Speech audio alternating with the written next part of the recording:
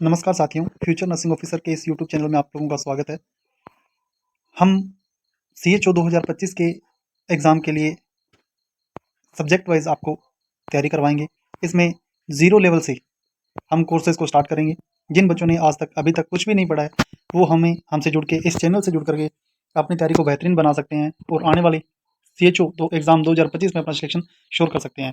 क्योंकि हम इसमें subject to subject wise syllabus को कवर करेंगे और वही इम्पोर्टेंट MCQs डील करेंगे जो कि पिछले हर बार, चाहे वो राजस्थान CHO, चाहे वो यूपी CHO, चाहे वो बिहार CHO, चाहे वो हरियाणा CHO, सभी में बार-बार रिपीट होते हैं।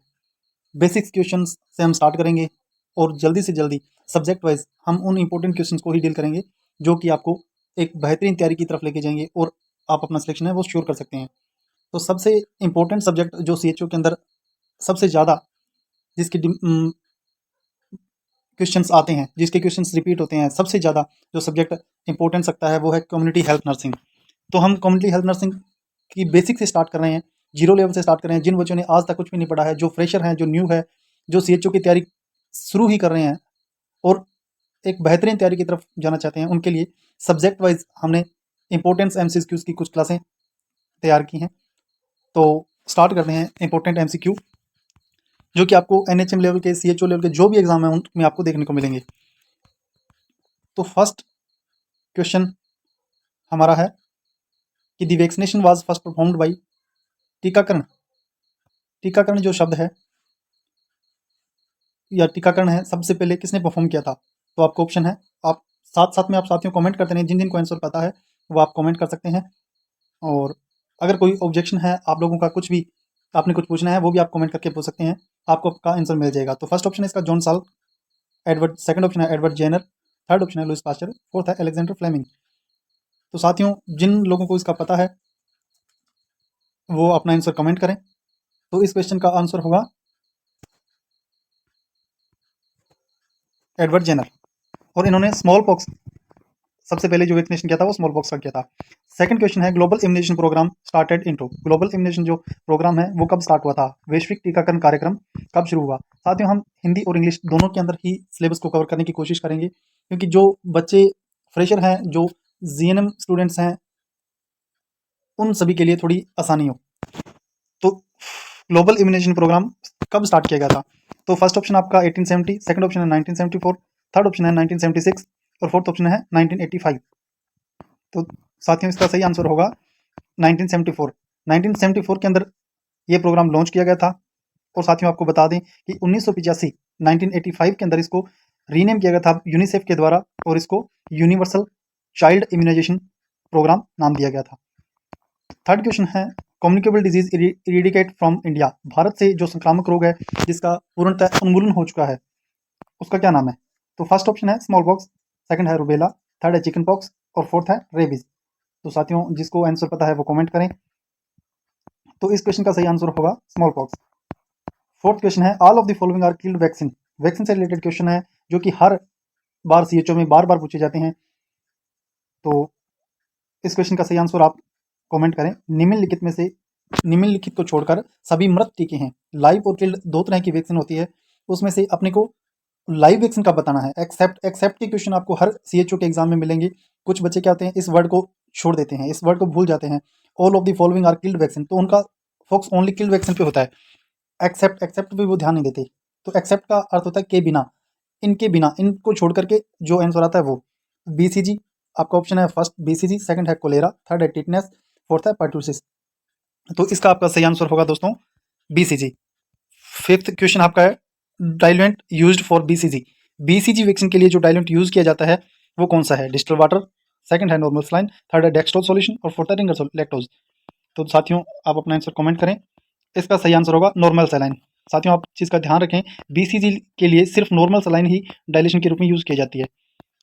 Unused BCG vaccine, BCG vaccine का आपको सेकंड क्वेश्चन, क्योंकि BCG एक इंपॉर्टेंट वैक्सीन है जिसके क्वेश्चन आपको CHO एग्जाम में देखने को मिलेंगे। तो अनयूज्ड जो BCG वैक्सीन है शुड बी डिस्कार्डेड आफ्टर, जो वैक्सीन हमने नॉर्मल सलाइन के साथ मिक्स कर ली है और उसको कितने समय के अंदर अपने यूज रख कर सकते हैं और उस कितने समय के बाद उसको अपने यूज नहीं कर सकते, तो वो इसमें पूछा गया है। तो 2 हॉर के बाद, 4 हॉर के बाद, 6 हॉर्स के बाद या 12 हॉर्स के बाद। तो इसका सही आंसर होगा 6 हॉर्स। आपको साथ में ये भी बता दें कि बीसीजी के अलावा मीजल्स और येलो फीवर की वैक्सीन को भी 6 घंटे के बाद 6 आवर्स के बाद डिस्कार्ड कर दिया जाता है, उसको काम में नहीं लिया जाता है। नेक्स्ट क्वेश्चन है dose of BCG at birth. BCG की डोज है वो जन्म के समय कितनी दी जाती है?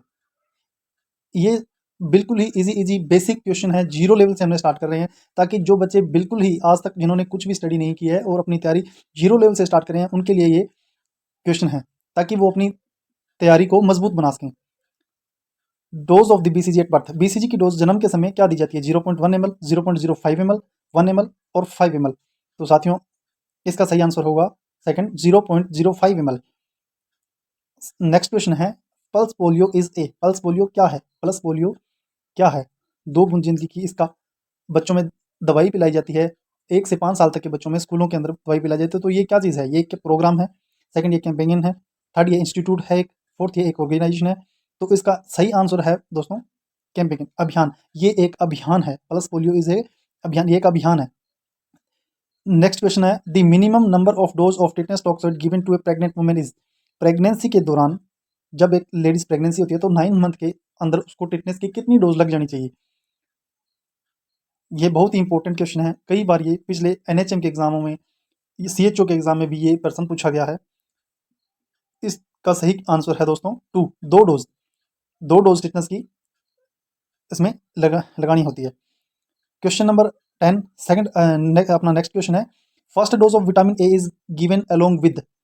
विटामिन ए की डोज के बारे में दोस्तों पूछा गया है कि जो विटामिन ए की डोज है उसकी प्रथम खुराक किसके साथ में दी जाती है और कब दी जाती है? अगर जिनको पता है दोस्तों वो ये भी कमेंट करें कि विटामिन ए की डोज कब दी जाती है।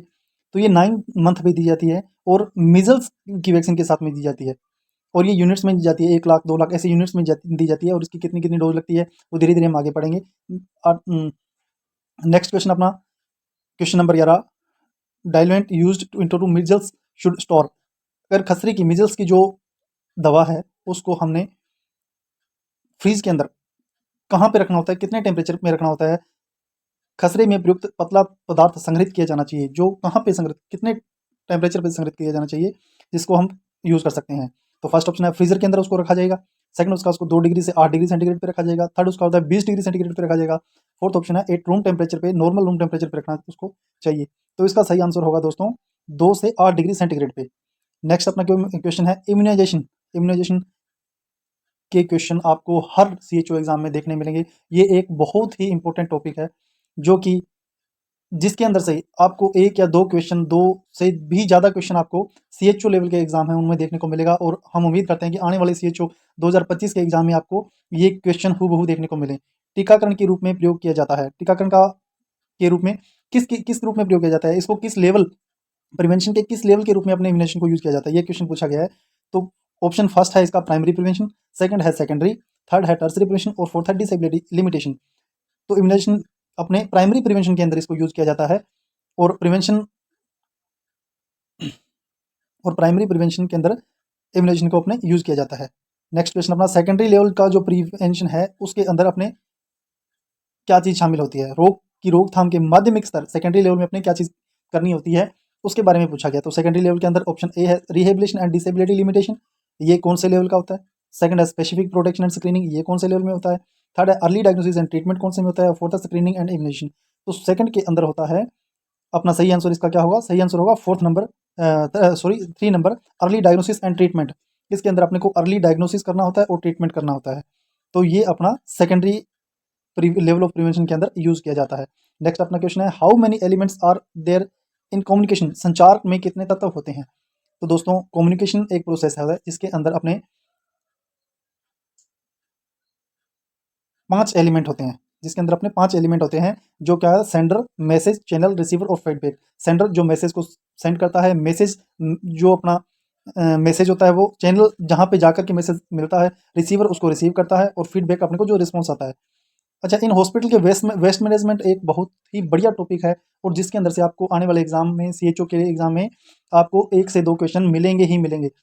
दोस्तों मैं यहाँ पे वही क्वेश्चन डील करूंगा जो आपको 100% देखने को मिलेंगे एग्जाम के अंदर। तो इन हॉस्पिटल वेस्ट मैनेजमेंट में plastic bag of which colour is not use. दोस्तों आपको याद करवा दूं कि ये जो क्वेश्चन है ये पिछले एग्जाम में आया हुआ है, ये क्वेश्चन रिपीट होने के बारी चांसेस होते हैं, इसलिए आपको मैं बिल्कुल वही इंपॉर्टेंट क्वेश्चन ही आपको बताऊंगा जो आपको आने वाले एग्जाम में एक बेहतरीन तैयारी की ओर लेके जाएंगे। तो अस्पताल से संबंधित अस्पताल अपशिष्ट प्रबंधन में किस रंग के प्लास्टिक बैग का प्रयोग नहीं किया जाता है? दोस्तों, कई बार बच्चों को पता होते हुए भी हम गलती कर लेते हैं, हमें पता होते हुए भी हम जल्दबाजी में गलती कर लेते हैं, तो ऐसी कोई जल्दबाजी नहीं करनी है। हर क्वेश्चन को ध्यान से पढ़ना है, क्योंकि आपको हिंदी और इंग्लिश दोनों लैंग्वेज में वहाँ पे क्वेश्चन में आंसर दोनों क्वेश्चन मिलता है।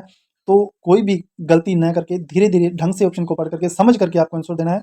तो इस क्वेश्चन का आंसर क्या होगा? ऑप्शन ए है येलो, सेकंड है रेड, थर्ड है ब्लैक और फोर्थ है ब्लू। आपने हॉस्पिटल के अंदर वेस्ट मैनेजमेंट देखा होगा, वहाँ पे बोर्ड्स लगे होते हैं, स्टिकर्स लगे होते हैं, बॉक्स बने होते हैं, ब्लू बॉक्स होता है, ब्लैक बॉक्स होता है, रेड बॉक्स होता है, व्हाइट बॉक्स होता है, लेकिन वहाँ पे येलो कलर का बॉक्स नहीं पाया जाता है। तो येलो कलर का जो बॉक्स है वहाँ पे यूज़ नहीं होता है। तो आज के लिए बस इतना ही काफ़ी है। Thank you for watching. आपने अपना कीमती समय हमें दिया। प्लीज़ चैनल को लाइक करें, शेयर करें और सब्सक्राइब करें। Future nursing officers, thank you.